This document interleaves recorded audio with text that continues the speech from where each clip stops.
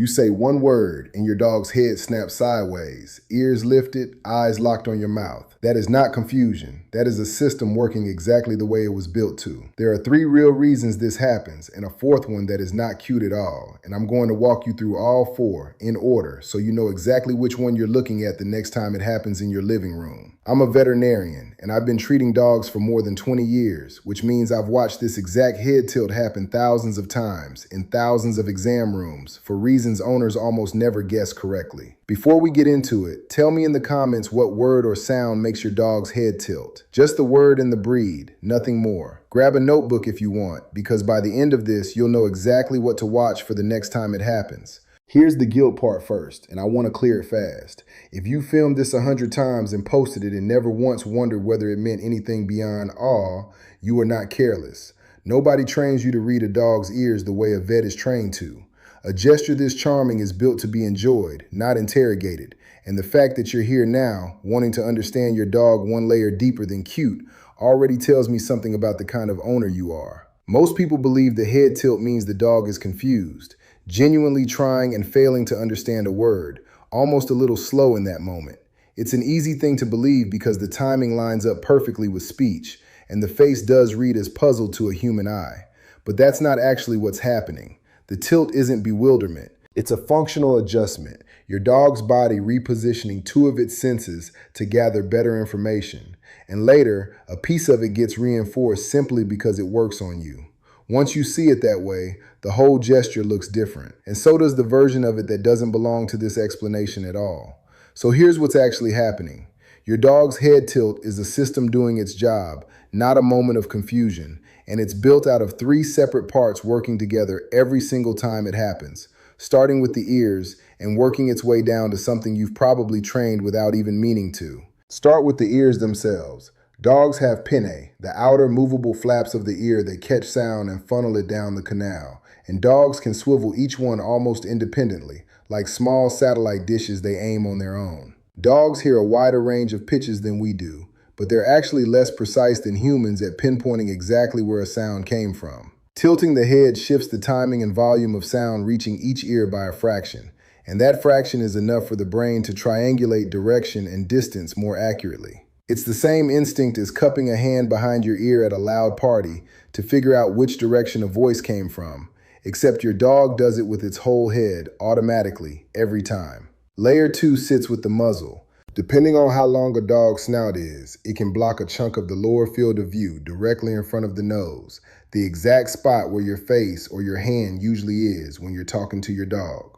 Tilting the head shifts the eyes just enough to bring that blocked area into clearer view, the same way you'd lean your head sideways to see around a tall stack of books sitting on a desk in front of you.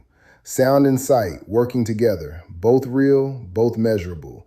Neither one has anything to do with confusion. Ear shape actually changes how much a dog leans on this trick. A dog with upright prick ears, the kind that stand straight up and can rotate on their own, gets more precise sound direction naturally, without needing much help from the rest of the head. A dog with long, floppy ears, a hound, a spaniel, a basset with ears that nearly drag the floor, loses some of that natural aim because the ear flap can't swivel freely, so the head tilt has to do more of the work to make up the difference. That's part of why some breeds seem to tilt more dramatically or more often than others. It isn't a personality trait, it's ear architecture. And then there's the third layer, the one that sneaks in after the first 2, reinforcement. The first time your dog tilted its head, it probably got a reaction out of you. Laughter, a higher voice, a treat, a phone pointed at its face. Dogs repeat what pays off, the same way a toddler repeats a funny face because it always gets a laugh at the dinner table. And so the tilt that started as a sound and sight adjustment often turns into something your dog does on cue because it knows exactly what it earns. That's not manipulation, and it's not fake affection either. It's just a smart animal doing something functional and noticing that it's also profitable. If any part of this landed for you as new information, that's genuinely the reason this channel exists. So if you want more of this kind of thing explained the way it actually works instead of the way it gets guessed at, subscribing costs you nothing, and the like helps this reach other owners whose dogs are doing the exact same thing tonight. Now, all 3 of those reasons are completely normal, and I want to be clear about that before we go further, because what comes next is the part almost nobody separates out correctly. A dog that tilts his head at a new or unusual sound holds it for a few seconds, and then goes back to normal with clear, steady eyes, that's the sound and vision tilt, and there's nothing to worry about there. A dog that tilts his head reliably every single time you use a certain tone or a certain word, sometimes bigger and more theatrical than it used to be, that's the reinforced version, the performance tilt, and it's also entirely normal. Just a learned behavior your dog has picked up because it works on you. But there is a version of this that has nothing to do with sound, sight, or reward at all, and it's the one almost no owner has ever heard described clearly, even though it's the reason this video exists in the first place, and the reason I asked you to stay through the whole thing. This one doesn't wait for a word or a noise. The head leans to one side and it just stays there, sometimes for hours, unrelated to anything happening in the room. It tends to show up more when the dog is tired or lying still, rather than in the middle of an alert, active moment. Owners often describe it as the head getting stuck that way, and that description is closer to the truth than they realize, because this version isn't a choice the dog is making. It's the first real flag, and on its own, it's worth watching closely, even if nothing else seems different yet. Here's where it gets serious, and this is the piece almost nobody puts together. If that fixed, one-sided tilt shows up alongside stumbling, circling, or the dog briefly looking almost drunk, bumping into furniture or struggling to plant its feet solidly, that's a much stronger signal, and it's pointing at something specific. The vestibular system, the balance and orientation network based mostly in the inner ear that tells the brain which way is up. Think of it like a carpenter's level, the little bubble that shows true level. When that bubble gets knocked loose, everything reads crooked, even though the room hasn't actually moved. And that's close to what your dog experiences when this system misfires. Watch the eyes too. Rapid, involuntary flicking back and forth or up and down is called nystagmus.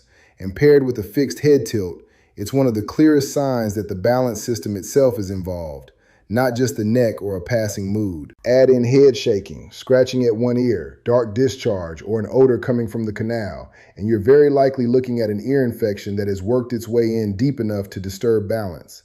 That combination, fixed tilt, stumbling, flicking eyes, ear signs, is the one that should get you to a vet promptly. Not tomorrow, not let's see how it looks in a few days, promptly. If you ever see that combination in your own dog, don't try to force the head back to level, and don't panic and rush the dog into your arms, since sudden movement can make the stumbling worse. Keep the space around the dog clear of stairs and furniture edges. Note the exact time it started, and if you can, film 10 seconds of the eyes and the walk on your phone before you leave for the clinic. That short clip tells a vet more in 10 seconds than most owners can describe in 10 minutes. I saw exactly this with a beagle named Biscuit, 6 years old. The kind of dog who tilted his head like clockwork at his owner's ringtone.